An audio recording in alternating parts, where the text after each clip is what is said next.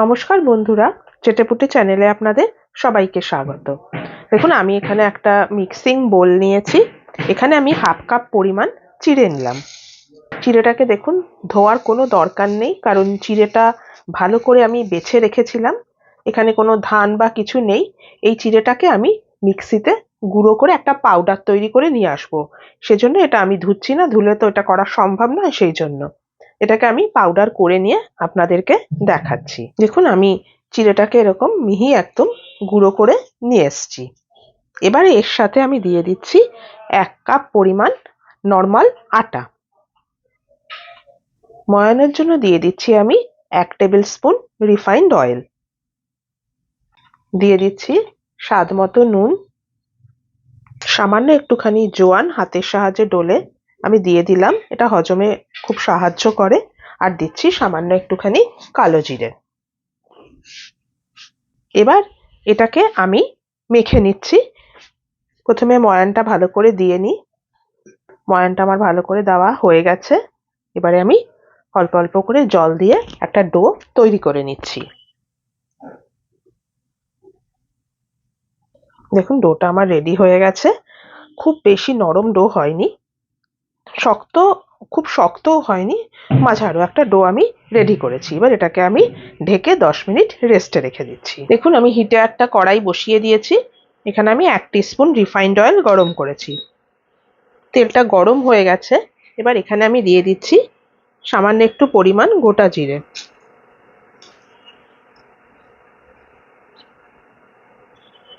জিরেটা দেখুন হয়ে গেছে। এবার এখানে দিচ্ছি, দেখুন আমি এখানে কড়াইশুঁটি, একটা কাঁচা লঙ্কা আর সামান্য একটু পেঁয়াজ চপ করে নিয়েছিলাম, সেটা আমি এখানে অ্যাড করে দিচ্ছি। আমি কড়াইশুঁটি দিয়ে করছি, আপনারা এটা ছাড়াও কিন্তু করতে পারেন। আপনাদের খুশি মতো ক্যাপসিকাম, পেঁয়াজ এগুলো দিয়েও কিন্তু করতে পারেন। দিয়ে দিচ্ছি 1 টেবিল স্পুন টমেটো কুচি।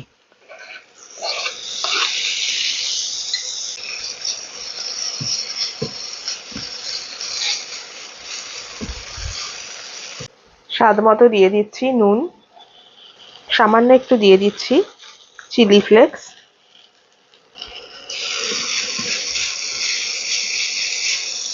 পুরটাকে আমি একটুখানি সাইড করে দিলাম, আলাদা করে আর তেল দিচ্ছি না। এখানে আমি একটা ডিম আমি দিয়ে দিলাম।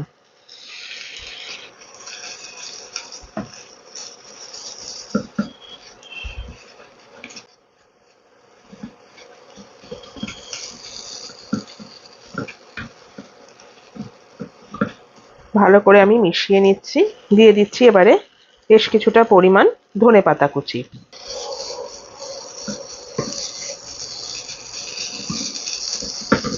ওপর থেকে একটু দিয়ে দিচ্ছি গরম মশলার গুঁড়ো।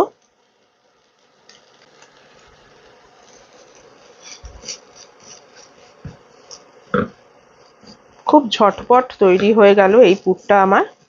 এবারে ফ্লেমটা আমি অফ করে দেবো, এটাকে একটুখানি ঠান্ডা করে নেব, নিয়ে আমি পরের প্রসেসে যাচ্ছি। দেখুন, যে আটাটা আর চিড়েটা আমি মেখে রেখেছিলাম সেটা আমি নিয়ে আসলাম।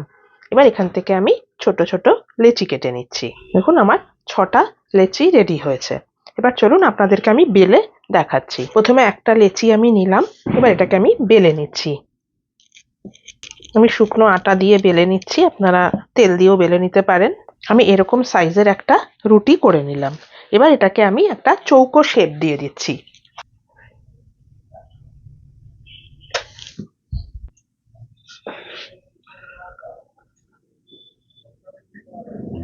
একটা চৌকো শেপ আমি এটাকে দিয়ে নিলাম।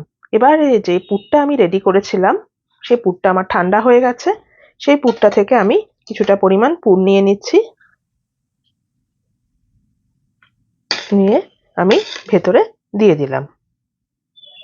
এবারে এই পাটটা তুলে এনে আমি এইখানটায় আটকে দিচ্ছি। এখানে আপনারা এটা জলের সাহায্যে আটকে দিতে পারেন, তাহলে ভালো থাকবে আর কি। আমি একটু জল দিয়ে নিলাম, নিয়ে আমি এবারে এটাকে আটকে দিচ্ছি।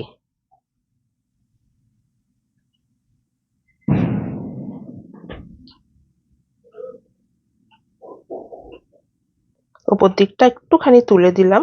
এটা আপনারা আপনাদের খুশি মতো ডিজাইনটা করতে পারেন। আমি এরকম ভাবে রেডি করলাম। চলুন এভাবে সবগুলো রেডি করে আমি আপনাদের দেখাচ্ছি। দেখুন আমি হিটে একটা প্যান বসিয়ে দিয়েছি, এখানে আমি কিছুটা রিফাইন্ড অয়েল গরম করেছি, আর এগুলোকে দেখুন আমি পুর ভরে ভরে এরকম ভাবে রেডি করে নিয়ে এসেছি। তেলটা একটু গরম হলে আমি এবার এগুলো ছেড়ে দেব। তেলটা গরম হয়ে গেছে, এবার আমি আস্তে আস্তে ছেড়ে দিচ্ছি।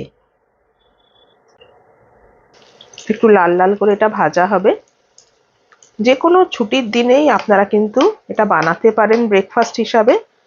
রোজ রোজ লুচি পরোটা এরকম বা ব্রেড এগুলো খেতে অনেক সময় আমাদের ভালো লাগে না, মুখের স্বাদ বদলানোর জন্য এগুলো কিন্তু মাঝে মাঝে একটু করাই যায়। আমি শ্যালো ফ্রাই করে নিচ্ছি, আপনারা ডিপ ফ্রাই করে নিতে পারেন। চায়ের সাথে স্ন্যাক্স হিসাবেও কিন্তু খুবই ভালো একটা আইটেম এটা।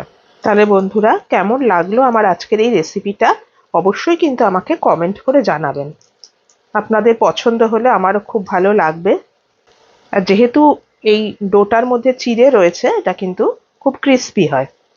এভাবে উল্টে পাল্টে এটাকে একটু লালচে করে ভেজে নিতে হবে। আমি ডিম দিয়েছি, আপনারা তার পরিবর্তে এখানে ছানার ব্যবহার করতে পারেন। ফ্লেমটা আমি অফ করে দিলাম, এগুলোকে সাইড করে দিচ্ছি। এবার আমি তেল থেকে এগুলো তুলে নিচ্ছি। চলুন এইভাবে সবগুলো ভেজে আমি আপনাদেরকে এটা সার্ভ করে দেখাচ্ছি।